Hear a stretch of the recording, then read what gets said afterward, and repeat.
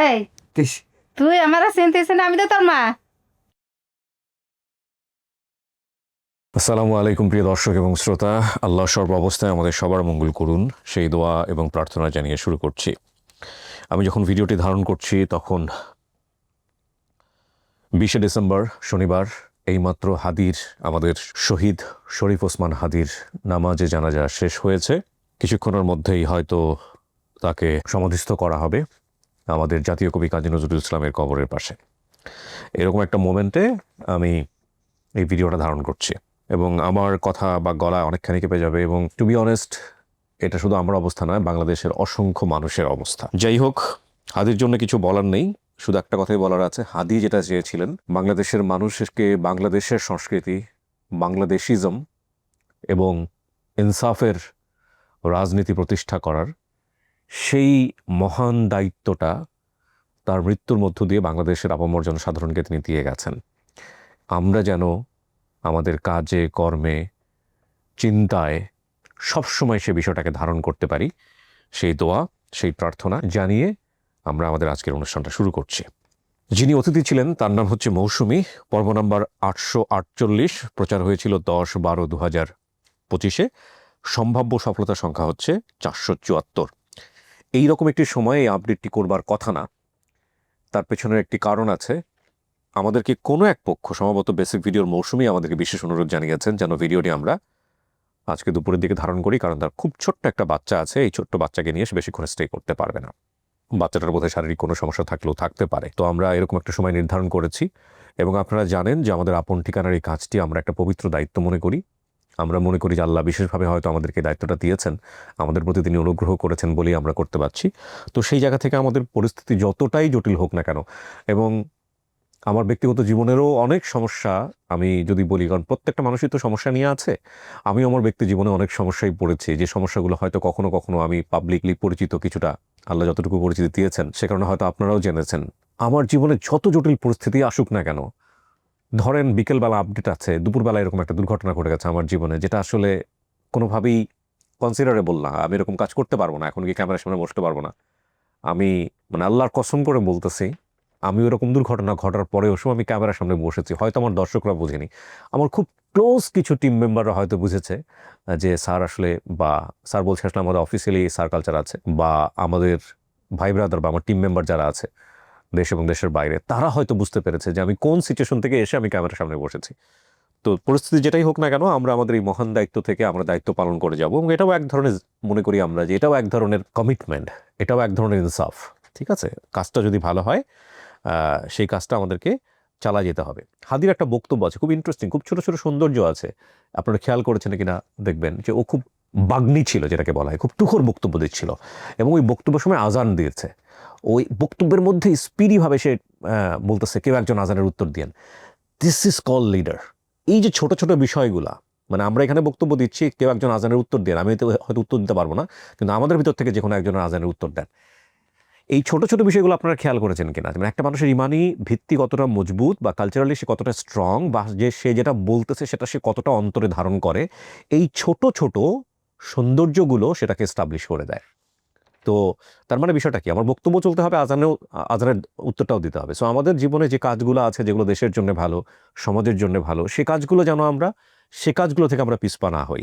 আমাদেরকে মনে রাখতে হবে, যে কোনো ধ্বংসের মধ্যে, যে কোনো অন্যায়ের মধ্যে হাদি কখনোই ছিল না। এবং যে যজ্ঞগুলো হয়েছে বা যে ঘটনাগুলো ঘটেছে, সেগুলো কখনোই আমাদের বেটার বাংলাদেশ করতে দেবে না। বেটার বাংলাদেশের জন্য, বা আমরা যে বাংলাদেশটা চাই, বাংলাদেশের আপামর জনসাধারণ যে বাংলাদেশটা চায়, সেটার জন্য হাদি কী চেয়েছিল সেটা খুব ভালো করে বোঝাটা খুব জরুরি। হাদির যে কালচারাল সেন্টারটা আছে, সম্ভবত ইনকলাব মঞ্চ, এই ইনকলাব মঞ্চকে নিয়ে আপনারা স্টাডি করার চেষ্টা করেন, আপনারা জানার চেষ্টা করেন। বিশ্বাস করেন, আমি এই জিনিসটা খুব বিশ্বাস করি। আমার এই বয়সে এসে আমি যেটা দেখেছি, আমি সাধারণ লাইনে পড়াশোনা করেছি, আমাদের বড় হয়ে ওঠা একটা ইসলামিক পরিবেশে, কিন্তু আমি যেটা দেখেছি, বা আমার যে বোধ, সেই বোধের জায়গা থেকে আমি বলতে পারি যে সবচেয়ে কঠিনতম ব্যাপারটা হচ্ছে দুইটাই ভালো। মনে করেন আপনার সামনে দুইটা জিনিস আছে, আপনি জানেন যে দুইটাই ভালো, এটাও ভালো এটাও ভালো, এবং আসলে দুইটা ভালো না, ভালো একটাই, কিন্তু আপনি কনফিউজ, আপনি জানেন না আসলে কোনটা ভালো। এই কনফিউশন থেকে বের হয়ে আসাটাই হলো সেটার জন্য আপনার দরকার হচ্ছে ইলম বা জ্ঞান অর্জন করা। এবং এই জ্ঞান অর্জন না করে ধ্বংসযজ্ঞ করে বা কোনো কিছু করে আসলে এগুলো থেকে কখনোই মুক্তি হবে না, ঠিক আছে? সুতরাং আমাদের ইমোশনটা যেন হয় জ্ঞানের জন্যে। বেশি বেশি ডেপথ অফ নলেজ থাকলে তাহলে হাদির মতো খুব বোল্ডলি কথা বলা যাবে, যা বলছি সেটার পেছনে কনফিডেন্ট আনা যাবে এবং যা করছি সেটা বুঝে শুনে করা যাবে, ঠিক আছে? এটা আমাদের ভবিষ্যৎ প্রজন্মের জন্য খুবই গুরুত্বপূর্ণ। তো যাই হোক, আমি আসলে এই মুড থেকে আপন ঠিকানার মুডে ঢোকার জন্য ট্রাই করছি, বাট খুব কঠিন হচ্ছে আমার জন্য। তো মৌসুমী, আজকে যে বিষয়টা এখানে আমরা দেখবো যে মৌসুমীর যারা পরিবার এসছে তারা আদৌ মৌসুমীর পরিবার কিনা, তার আগে আমরা একটু বেসিক ভিডিও থেকে কিছু অংশ আমরা একটু দেখে নেই যে মৌসুমী আমাদের বেসিক ভিডিওতে কি কি ইনফরমেশন দিয়েছিলেন। নাম কি আপনার? মৌসুমী। মৌসুমীটা কি বাবা মায়ের দেয়া নাম? জি জি ওকে, আপনার বাবার নাম কি? মাহফুজার। মাহফুজার। মায়ের নাম? সাইনা। চায়না। আপনার ভাই বোনের নামগুলো মনে আছে, একটু বলেন তো। সীমা, ইতি, রাজু, জয়, জবা। চাচার নাম? মফিজার, হাবিজার, ওবায়দুল। ওবায়দুল। দাদার নাম? দাদার নাম আইনুদ্দিন। মামার নাম? মামার নাম ওমর, হাসান, মিরাজ। মিরাজ। ফুপু? বড় ফুপুর নাম আলমতি, তো রকে ফুপু, নাসিমা ফুপু। রোকেয়া, আলমতি, চায়না, নাসিমা। জি, 4টা ফুপু। ফুপাতো ভাইয়ের নাম? জুকু। জুকু, ছুকু, ইমরুল। জি। ফুপাতো বোনের নাম? সাহেরা, চুমকি। জি। চাচাতো ভাইয়ের নাম শফি। জি। মামাতো ভাইয়ের নাম আসবাহার, সাব্বির, সবুজ। জি। মামাতো বোনের নাম জেসমিন। জি। আপনার ঠিকানাটা বলেন। মশাখালী বালিকা স্কুল ছিল আমাদের বাড়ির সামনে। মশাখালী বালিকা স্কুল? জি। মশাখালী বালিকা স্কুল ছিল আপনার বাড়ির সামনে। এটা কোথায়? মাগুরা, নড়াইল? মাগুরার ভিতরে, নড়ালের আগে স্যার। আচ্ছা। আপনার বাবার খালাতো বোনের বাসা চট্টগ্রাম, ওনার নাম রাশিদা, ওনার বাসা থেকে হারাইছেন। ঘটনা কি ঘটছে একটু বলেন তো। আপনার খালার নাম হচ্ছে রেনু, আপনার নানার নাম ইউনুস মোল্লা, আপনার দাদির নাম শাহনাজ। ওরে বাবা রে বাবা, এত কিছু মনে আছে আপনার। অনেক ধন্যবাদ। আমরা দেখলাম যে মৌসুমী কি কি বলেছিল। এখানে হারিয়ে যাওয়ার যে বিবরণটা এসছে সেখানে আমরা দেখতে পাচ্ছি আনুমানিক বর্তমান বয়স 23 থেকে 24, হারানোর সময় বয়স ছিল 8 থেকে 9। ছোটবেলায় আমাদের সংসারের অভাব থাকার কারণে আমার বাবা আমাকে চট্টগ্রামে ওনার আপন খালাতো বোনের বাসায় কাজে দিয়ে দেয়। সেখানে আমি কয়েক মাস থাকার পর একদিন আমি বাজারে যাই। পরে বাসার রাস্তা চিনে আর বাসায় ফিরতে পারিনি। আমি সেখান থেকে হারিয়ে যাই। আমি রাস্তায় কান্না করছিলাম দেখে এক মহিলা পেয়ে ওনার বাসায় নিয়ে যায়। আমি সেখানে বড় হয়েছি, ওনারা বিয়ে দিয়েছে, সেখান থেকে আর নিজ পরিবারে ফিরতে পারিনি। তো এখানে সাইড ইনফরমেশন অনেকগুলো আছে, অনেকগুলো, যেগুলো আমরা একটু মেলানোর চেষ্টা করব। আর ভিডিও দেওয়ার পরে আমাদেরকে তথ্য পাঠিয়েছেন শারমিন আক্তার রুবি, আমার আপন ঠিকানার অন্যতম একজন টিম মেম্বার। আমি একটু রুবির যে হোয়াটসঅ্যাপ টেক্সটটা এসছে এটা একটু আপনাদেরকে শোনাই, সম্ভবত অডিও পাঠিয়েছে। হ্যাঁ, স্ক্রিনশটটাও দিয়েছে আমাকে। আসসালামু আলাইকুম ভাইয়া, 848 মৌসুমীর ভিডিও তথ্য যেভাবে পাওয়া গেছে। আমরা একটু অডিওটা শুনবো এখানে, ঠিক আছে? আসসালামু আলাইকুম ভাইয়া। আসসালামু রাহমাতুল্লাহ। ভালো আছি জি। খুবই ভালো আছেন? আলহামদুলিল্লাহ, আমিও ভালো আছি। আমি শারমিন আক্তার রুবি। আমি এখন কথা বলছি আপন ঠিকানার বেসিক ভিডিও বিষয়ে। 10/12/2025 বুধবার রাতে ফেসবুক এবং ইউটিউবে 848 মৌসুমীর বেসিক ভিডিও আপলোড করা হয়। ভিডিওটি আমি সম্পূর্ণ দেখি ইউটিউব থেকে। ভিডিওটি দেখার পরে আমার কাছে মনে হলো তথ্যটা আমার কাছে সংগ্রহ করা রয়েছে। তখন আমি তথ্য জমা রাখা নোটে খুঁজে দেখি এবং তথ্যটা আমি মিলিয়ে দেখি। সম্পূর্ণ তথ্যগুলো মিলে যায় মৌসুমী আপুর বলা ভিডিওতে কথার সাথে। 2023 সালে যে কোনো একটি ভিডিওতে মোহাম্মদ ইউনুস মুরি নামে একটি আইডি থেকে একটি কমেন্ট আসে ভিডিওতে। তখন আমি ওনাকে নক দিয়ে রাখি এবং স্ক্রিনশটটা নিয়ে রাখি। স্ক্রিনশটে উনি সম্পূর্ণ তথ্যগুলো লিখে দিয়েছিল। উনি বেশ লম্বা একটা কমেন্ট করে। স্ক্রিনশটটা ভাইয়া আমি আপনাকে দিয়ে রেখেছি, আপনি পড়ে নেবেন। মোহাম্মদ ইউনুস মুরি নামে যে আইডি থেকে কমেন্ট এসেছিল ওই আইডির নামটা পরিবর্তন করা হয়েছে এখন। তো আমি আইডিটা খুঁজতে বেশ কিছুক্ষণ সময় লেগেছে। ওকে। তো একজন আপু, ওনার নাম হলো শারমিন, উনি হলেন মৌসুমী আপুর মামাতো বোন। উনি ওনার হাজবেন্ডের আইডি থেকে কমেন্ট করেছিলেন। বর্তমানে উনি ওনার আইডির নাম পরিবর্তন করেছেন। তথ্যটা মিলে যাওয়ার পরে আমি এই আইডিতে বারবার নক দিচ্ছিলাম, কিন্তু আপু কোনোভাবেই সাড়া দিচ্ছিলেন না। তখন আমি ওনার প্রোফাইলে গিয়ে ওনার ফ্রেন্ড লিস্টে থাকা কয়েকজনকে আমি নক করি। আমিরা জান্নাত নামে একটা আইডিতে আমার যোগাযোগ হয়। তখন আপুকে আমি আইডি লিঙ্কটা দিই। দিয়ে বলি যে আপনি কি ওনাকে চেনেন?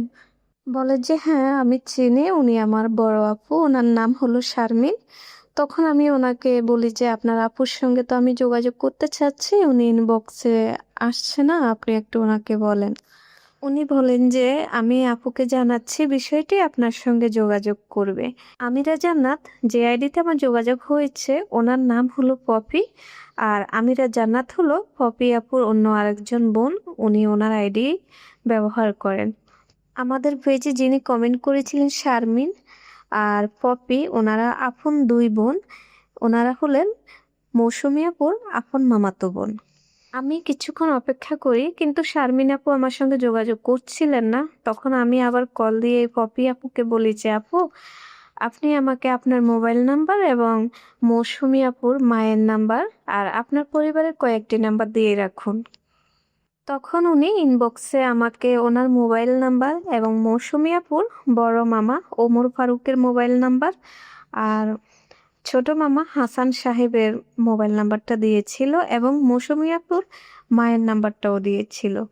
এর কিছুক্ষণ পরে আমাদের তথ্যদাতা শারমিন, উনিও আমাকে হোয়াটসঅ্যাপে নক করে কথা বলে এবং মৌসুমী আপুর মায়ের মোবাইল নাম্বারটা দিয়েছিল। নাম্বারগুলো পাওয়ার পরে আমি মৌসুমী আপুর মামা হাসান সাহেবের সঙ্গে কথা বলেছি এবং মৌসুমী আপুর বোন জবা, ওনার সঙ্গে কথা বলেছি, বলে বিস্তারিত তথ্যগুলো মিলিয়ে দেখেছি এবং ওনারা ভিডিও দেখে শিওর হয়েছে যে এটাই ওনাদের মেয়ে। তখন আমি সমস্ত নাম্বারগুলো আপনাকে আরিফ ভাইকে অফিসে পাঠিয়েছি। আলহামদুলিল্লাহ সব কিছুই মিলে যায়। ভাইয়া, এ ছিল আজকের ভিডিওর তথ্য। দোয়া রাখবেন আমাদের সবার জন্য। আজকে এই পর্যন্তই। আল্লাহ হাফেজ। আসসালামু আলাইকুম। ওয়ালাইকুম আসসালাম শারমিন, রুবি চমৎকার কাজ করেছেন আপনি। স্ক্রিনশটটা আমি দেখতে পাচ্ছি, তবে স্ক্রিনশটটা আমরা আমাদের এতে দেখাতে পারবো না, কিছুটা প্রবলেম আছে, কমিউনিটি গাইডলাইন জাতীয় সমস্যা আছে। তো এই হলো বিষয়। আর ফেসবুকে একটা কথা বলি, এই যে মাত্র আমাকে আবু বকর সিদ্দিক বা আমাদের সিদ্দিক ভাই বোধহয় একটা পাঠালেন, দেখেন এটা আমি আসলে খুব বিরক্ত। আপন ঠিকানা নামে ফেসবুকে একটা পেজ আছে, এই ভদ্রলোককে কিছুদিন আগেও আমি নোটিস করেছিলাম এই কাজটা না করার জন্যে। সে শুধুমাত্র আমার পেজ না, আমার আইডি থেকে আমার ব্যক্তিগত ছবিগুলো যেগুলো আমি পাবলিশ করি মাঝে মাঝে, সেগুলো থেকে শুরু করে এই যে কমেন্টস তার আইডিতে পোস্ট করে। ভাই, আপনাকে আমি বারবার সতর্ক করার পরেও আপনি করছেন না, হয়তো বা আপনি আমার সফটনেসের সুযোগ নিচ্ছেন। বাট আমি আপনাদের সবাইকে একটা কথা বলি, বিশেষ করে ইউটিউব থেকে শুরু করে আপনি থেকে শুরু করে এই যে আমাদের কন্টেন্টগুলোকে মিসলিড করা এবং কোনো রেডিওর আগের কন্টেন্টগুলো, বিশেষ করে যাহা বলিব সত্য বলিব এবং সিক্রেটসের ভিডিওগুলো বা এগুলো নিয়ে খুবই দৃষ্টিকটু এবং আপত্তিকর থাম্বনেইল দিয়ে, টাইটেল দিয়ে আমার নামে চ্যানেল খুলে যে এই যে ভিডিওগুলো আপনারা ছাড়তেছেন কেটে কুটে, আবার দেখলাম ইদানিং আর্টিফিশিয়াল ইন্টেলিজেন্স দিয়ে আমার ছবিগুলোকে ভিডিও বানিয়ে আপনারা এই কাজগুলো করতেছেন এই সামান্য অল্প কিছু পয়সা ইনকাম করার জন্যে। আমি বারবার আপনাদেরকে বলতেছি, আমি চাইলেই আপনাদেরকে ধরে দিতে পারি, এটা আমার জন্য খুব কঠিন কোনো কিছু না। আমি কেন করি না জানেন?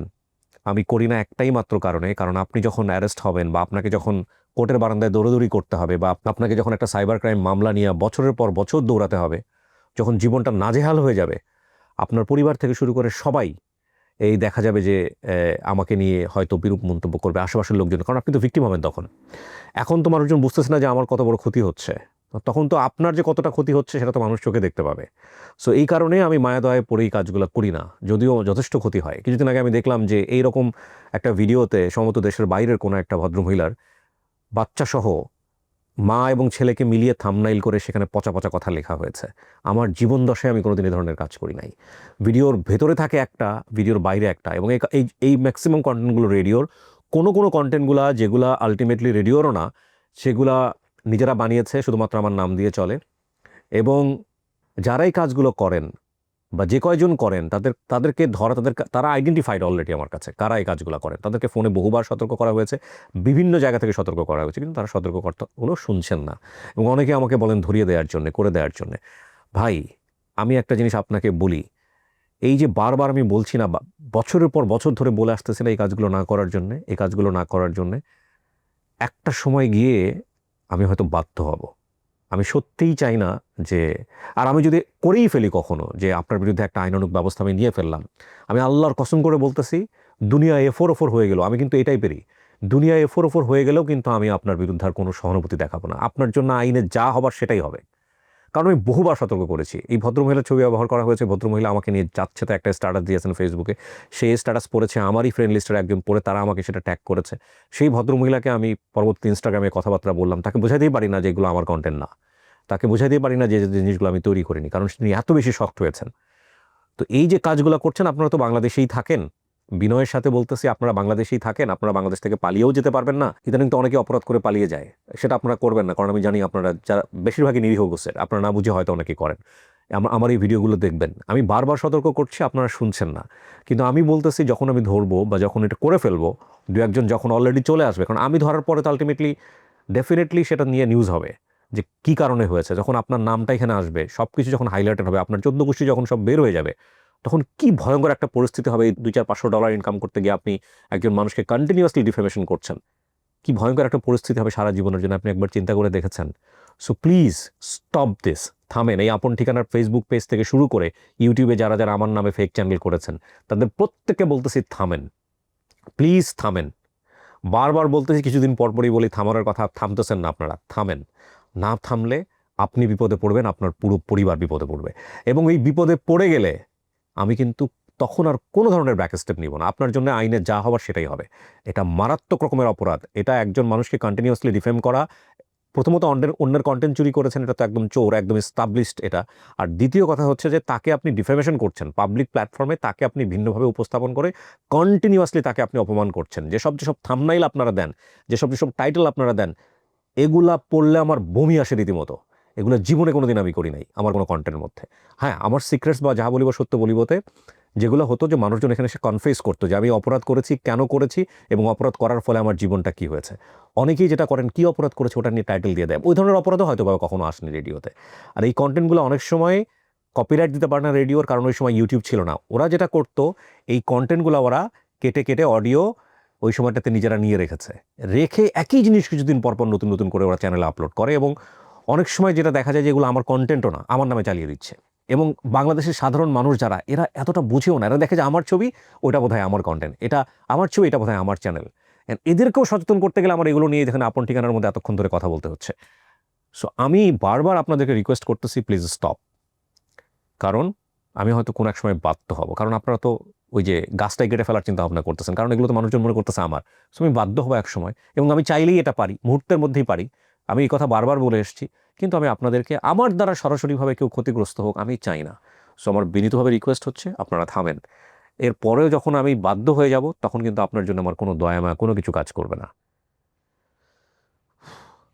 চলে যাচ্ছি দ্বিতীয় ধাপে।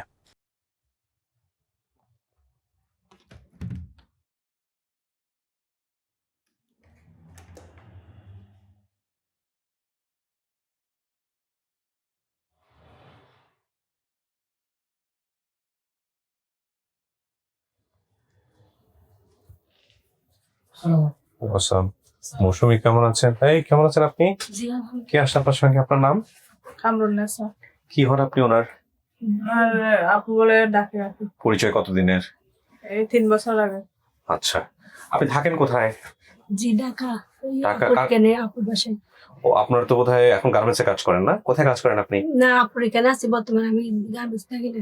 আচ্ছা, মানে যাদের সাথে কাছে বড় হয়েছেন ওদের সাথে কোনো সম্পর্ক নাই আপনার, না? না। আচ্ছা, আসেন উপরে চলে আসেন, আপনি বসেন, আপনাকে ডাকবো।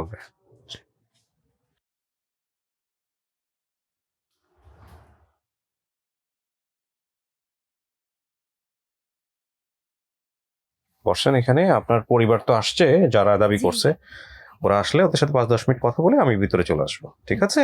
জি।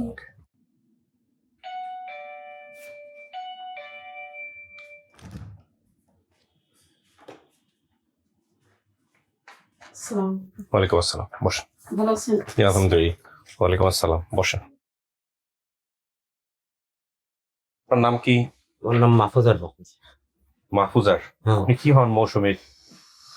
আব্দুল। হ্যাঁ? আমার মেয়ে। আপনি বাবা। হুম। ঠিক আছে। আপনার নাম?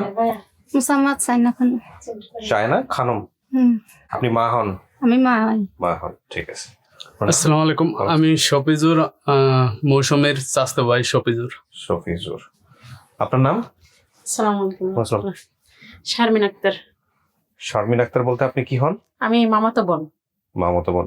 জি। ভিডিওতে কমেন্টস করছিল বা কি করেছিলেন আপনি? হ্যাঁ, জি জি আমি আপনি একটু বলেন তো কিভাবে কি কমিউনিকেট করছিলেন আপনি? আমি আপনাদের ভিডিও দেখি অবশ্য সবসময়। হুম।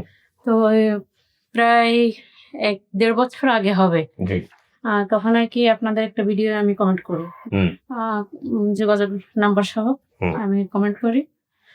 ওখান থেকে আমার কমেন্টের থেকে শারমিন আপুর সঙ্গে তখনই আমার একবার কথা হয় SMS এর মাধ্যমে। হুম। পরে কি উনি ওই আমার ওই ইটায় স্ক্রিনশটে উনি রেখে দেয়। পরে তো আমরা 1.5 বছর পরে এরকম একটা ভিডিও পাইলাম আপনার সাথে। 3 বছর। 3 বছর? 3 বছর। Okay. অনেকদিন আগে। তো আপনার সাথে যোগাযোগ এই ওর কথা কেন বলেন তো? আপনি তো আল্লাহ আল্লাহ মানুষ, হ্যাঁ? কি হয় বলেন তো আমাকে বলেন। দিয়ে না এটা না, তারপরে এখন বাহিরে বেরোইছি দেখে কি আপনারা আমি তো সব ডিটেইল জানি না, বাট এটা করবেন না, এটা গুনাহের কাজ। না দিই না, এটা আমি এমনি কখনোই দিবেন না, দিই না, কিন্তু কখনোই আজকে মনে আমার চোখে পড়ছে বলে একজন মানে দায়িত্ব আমার বলা, এই জন্য আমি বললাম, যেহেতু আমি জানি এবং এটা কিন্তু অনেক বড় গুনাহের কাজ। হ্যাঁ, দিবেন না। তো তারপরে আপনার সাথে শারমিনের যোগাযোগ হলো কিভাবে এটা বলেন। শারমিন আপুর আমার সঙ্গে যোগাযোগ হয়েছে, ও আমার ওই এটাই উনি স্ক্রিনশটে রাখে পরে আমাকে বললো যে আপু দেখি ইনশাল্লাহ এরকম কোনো তথ্য পাইলে আপনাকে জানানো হবে। তারপরে যখন উনি পাইছে তখন আমার সঙ্গে যোগাযোগ করার চেষ্টা করছে। মৌসুমীর সঙ্গে যখন ওনার যোগাযোগ হয় তখন উনি বিস্তারিত সবকিছু শোনার পরে আমার সঙ্গে যোগাযোগ করার চেষ্টা করে। পরে আসলে ওই সময় আমি একটু বাহিরে ছিলাম, ফোনটা রিসিভ করতে পারিনি। তারপরে আমার ছোট বোনকে উনি নক দেয়। আমার ছোট বোনের সঙ্গে এবার আমার যোগাযোগ হয় সবসময়। আমার ছোট বোনকে নক দেয় ছাদিয়াকে নক দেওয়ার পরে তারপরে ছাদিয়ার থেকে আবার আমার সঙ্গে যোগাযোগ হয়। পরে ছাদিয়া আমাকে বললো যে শারমিন আপু তোমাকে খুঁজতেছে, এরকম আপন ঠিকানা অফিসে মৌসুমী আপুকে পাওয়া গেছে, তো তুমি ওখানে যোগাযোগ করো দ্রুত। আচ্ছা। পরে আমি আপনাদের শারমিন আপুর সঙ্গে কথা বলি, আরিফ ভাইয়ের সঙ্গে কথা আপনি বলি। কি হন ওনাদের সম্পর্কে? মামাতো বোন। আমি মামাতো আমার বোন। ফুপু, মেজ ফুপু, আচ্ছা। ফুপা। আর কারণ আপনারা তো নিশ্চিত যে এটাই আপনাদের পরিবারের, না? এটা নিশ্চিত। মৌসুমী হচ্ছে আমার ফুফাতো বোন। এখন কথা হলো যে ওনাদের দুইজনকে, বাবা এবং মা, এনাদের দুইজনকে আমরা ভিতরে নিব। আপনার মেয়ে ভিতরে আছে, সামনাসামনি দেখেন আপনাদেরকে চিনে কিনা, সামনাসামনি কথাবার্তা বলেন, ঠিক আছে? মন খুলে কথাবার্তা বলেন। বাবা মা দুজন যাবে। জি, পরে তোমার বাইরে নিয়ে আসবো আমরা। ডাকবো কিছু কি শোনা গেছে ভিতর থেকে? না, জি বাইরে কি বলছি সেগুলো শুনতে পারছেন ভিতর থেকে? না ওকে। মৌসুমী, জি স্যার। কাউকে দেখলে চিনবেন? ভাইয়া আসছি তো অনেক বছর হচ্ছে, মানে 12-13-14 12-14 বছর হতে কি হয়েছে? আপনি অনেককে দেখলেও অনেক সময় চিনতে পারবেন। 8-9 বছর বয়সে মা বাবাকে দেখলে মনে চিনবো। চিনতে পারবেন, না চিনলেও বাকিগুলো মেলানোর চেষ্টা করেন, কথাবার্তা বলে বোঝার চেষ্টা করেন। ওকে,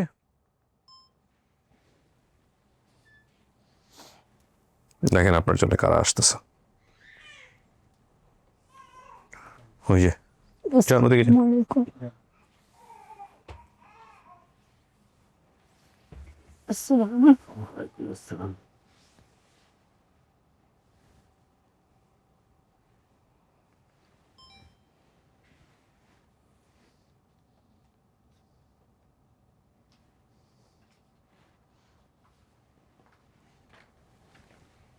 আপনি কি মশাখালী স্কুলে থেকে যাচ্ছেন? মশাখালী স্কুলের পাশে আপনাদের বাড়ি? হাই।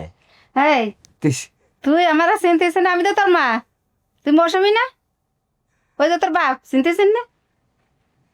তুই নাম করছিস, তোর পাশে যে কি টাকা বিটে ঢুকছিল তাও বেশি কেস করেছি, ওই হারামে কিন্তু। উনি কি চোখে দেখেন না? চোখে দেখেন আপনি? চোখে দেখে? চোখে দেখে দেখে দেখে। এটা আপনার মেয়ে? হ্যাঁ, হারাইলেন কেমনে? ছোট চাকরি নিয়ে গেছিল। কে নিছে? আমার এই খালাতো ননদ। মাহফুজার চায় না। এরা ভাই বোন আলো 8 ভাই বোন। ও চলে আসার পর 2 জন হয়েছে। ও থাকা কাল নামগুলো একটু বলেন তো। ওর নাম থইছিলাম মৌসুমী, হ্যাঁ। একজনের নাম থইছিলাম সীমা, হ্যাঁ। আর একজনের নাম থইছে ইতি, হুম আর একজনের নাম থইছে জবা, হুম আর একজনের নাম থইছে জুই, হুম। আর শেষ জনের নাম থইছে হলো যমুনা। রাজু? রাজু আছে ছেলে আছে 2 জন। রাজু আছে ছেলে, মেয়েগের কথা বললাম, বুঝছেন? রাজু আছে ছেলে। আপনার তো সবই মিলছে। মশাখালী 9 নম্বর ওয়ার্ড, পানিঘাটা, মোহাম্মদপুর, মাগুরা, এটা আপনাদের বাড়ি। আর ও বলছে মশাখালী বালিকা স্কুল, যশোর, মাগুরা, নড়াইল, সব তো মিলছে। এই স্কুলটা কি পাশেই? স্কুলটা স্কুল আমার দাদুর বাড়ির পাশে। স্কুল হলো আমার আমার বাপ এখনো বাঁচি আছে, স্কুল আছে, আর আমাদের ঘরের পুরন বাড়ির ঘরের কাছে, আর আমি নতুন বাড়ি করেছি, ওই বাড়ির ঘর দাঁড়ালি দেখা যায়। তো এটা আপনার মেয়ে? হ্যাঁ। আপনার বাবার নাম কি, মানে ওর দাদার নাম কি? দাদার নাম আইনুদ্দিন হোসেন, দাদির নাম? শাহরুল খান। শাহনাজ। হ্যাঁ। চাচা ফুপুর নাম মফিজার, হাফিজার, ওবায়দুল, রোকেয়া, আলমতি, সাইনা, নাসিমা, এগুলো সব ঠিক আছে? আমরা চার ভাই। আমি আমি তাহেরা, চুমকি, ইমরুল, জুকু, ছুকু, ওর ফুফাতো ভাইয়ের নাম, হ্যাঁ। ভাই বোনের নাম। হ্যাঁ আমার ভাই নেই। আপনার বাপের নাম কি? মোহাম্মদ ইউনুসুল্লাহ। যা বলছেন 100তে 100। বছর আছে তো আলাদা হয়েছে, সেজন্য আম্মুকে চিনতে পারতেছি না। আমি অনেক খোঁজা করছি, আমাদেরকে ভাই বোনদেরকে সবাইকে অনেক আশা করছি, অনেক মানে ইয়ে করছি, কিন্তু আসতে পারিনি আমি। তুই এই যে যে জিনিসটু করছি না, যদি 10 বছর আগে করতি, আমার রক্ত বেঁচে ওর উপরে নিয়ে যেতাম। আমি তো পাইনি, এইটাও তো আমার আপুর মাধ্যমে হয়েছে। আপু তো আমাকে, আপুর মাধ্যমে আমি এখানে আসতে পারছি। আপুই তো আমাকে বলছে, মানে আমি চেষ্টা করবো যা এটা দিতে। তোর আপু তোরাই জানি আগে, সে সেমনি কো, আছে নিছি। সেই সেমনি এই যে এখন যেসব কথা কইছিল, এরকম কইছিল। আপুর সাথে পরিচয় দেরি হচ্ছে না, 3 বছর হচ্ছে। আমি তো আগে অন্য বাসে থাকছি, আপুর সাথে পরিচিতি দেরি হচ্ছে না, 3 বছর হয়েছে। আপু আমাকে বিয়ে দিছে, আমার থেকে একটা বাচ্চা হয়েছে, আমার থেকে অপারেশন দিতে হয়েছে। না এই এই যে জিনিসটু তোর জন্যই আমি মানে গরিব মানুষজন কিছু নিচে খাই, তারপর একটু বেঁচেছিল। ওই মায়ে যখন আরামি কথা কইছে, তখন আমার 2 বছর 1.5 বছর তাকে টাইম দিয়েছিলাম, বুঝে দিয়া না পার, তারপর কেস করেছে। ও কেস করছেন? হুম।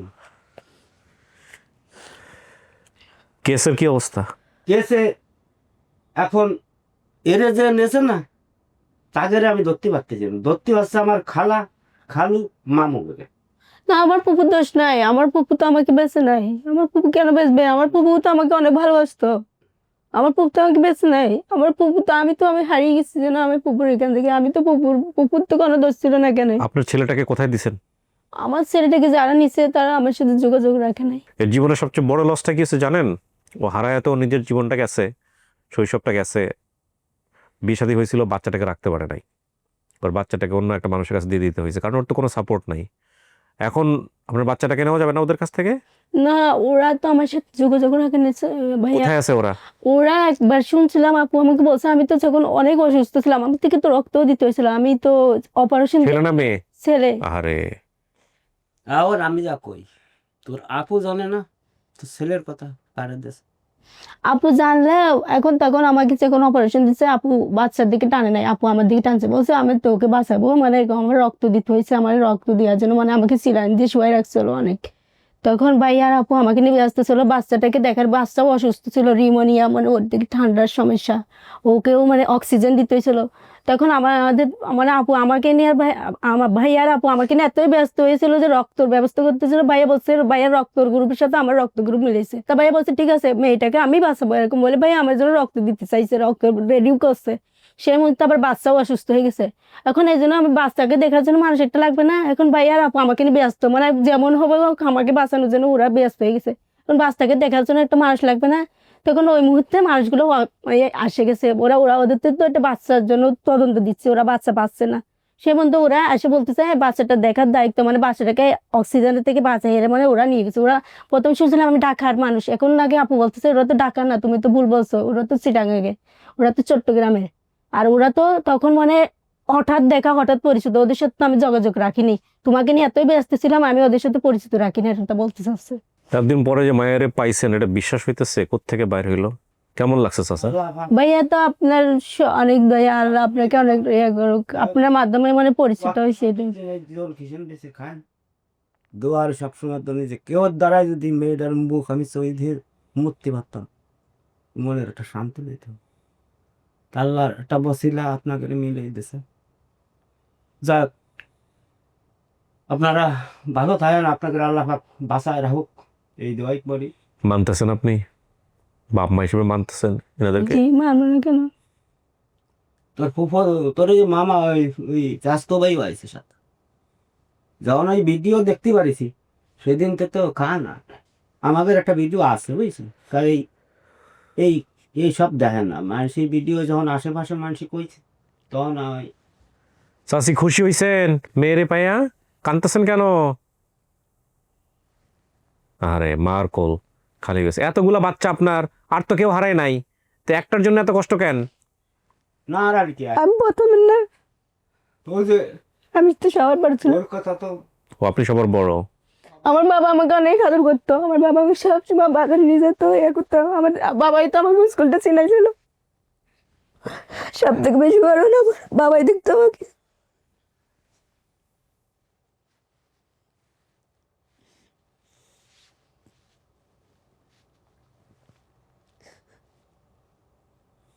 আমার মনে দুঃখ যে তুই যখন তোরে বেশি নেই, কিনি নেই, মরিস নেই, তে এই তথ্যটুক আর 10 বছর আগে দে আমার। দিবে থেকে চাচা? আর 10 বছর আগে তো ফেসবুক ছিল না, ভিডিও টিডিও ছিল না, বলছে চেষ্টা করছে হয়তো কারোর সাথে, করছেন না? চেষ্টা করছেন, জি করছি। কেউ নিয়ে যায় নাই। এর জন্যই আমি আরো 4 মেয়ে টাকা পাঠাইছি। ওর ভাই রাজু না রাগ করে কইছে বুড়লা খুঁজে আমি বাড়ি যাবো না, সে এই কি সেটা ও জানে তো। হ্যাঁ জানো। ওর পর দয়া না, ওর দাদা মনে হয় একবার সব মরে যাবে না। দাদা বেঁচে আছে? হ্যাঁ মাশাআল্লাহ, আপনি সবাই মা বাপ দুজনে বেঁচে আছে। ওনাকে নিয়ে আসো পরে, তুই যেভাবে পারিস নিয়ে আয়। তোর মায়ের দ্বারা আমার এনে দেয়। আচ্ছা আচ্ছা, এই যে নিয়ে যান আজকে, ওর তো কেউই নাই বলতে গেলে, মানুষের বাসায় থাকে, কাজ করে। যাবেন না? চিন্তা করতে পারেন, একটা মানুষের, একটা মেয়ে, ওর জীবনটা এই এই ভিডিওর মধ্য দিয়ে আল্লাহ কিভাবে পরিবর্তন করে দিল। না না, আপনারা আছেন তো পাশে, আজকে থেকে চেষ্টা করবেন সাপোর্ট দেওয়ার। আসি, তারপরও এর যে ছোট যে বোন, তারে বিয়ে দেওয়া হয়েছি আপনার শেরবার এই ডাকাতে, আরো এত অনেক আমাদের বাড়িতে ডাকাত হতো তো। মাই মাসিন ছাড়ব আর আমার এর- আসলে গার্মেন্টসের এর- প্লাস্টিক এর নিচে 4 জনের বিয়ে দিছি, একজনের 2 ছেলে মেয়ে, ছেলেটা মেয়ে। আর একজনের দুই ছেলে, আর একজনের 1 মেয়ে, আর একজনের 1 ছেলে। তারা ওই যেদিন ভিডিও দিয়েছে না, তখন তেই চলে আসছে আমার বাড়ি। হুম, চলেন সবাই চলেন।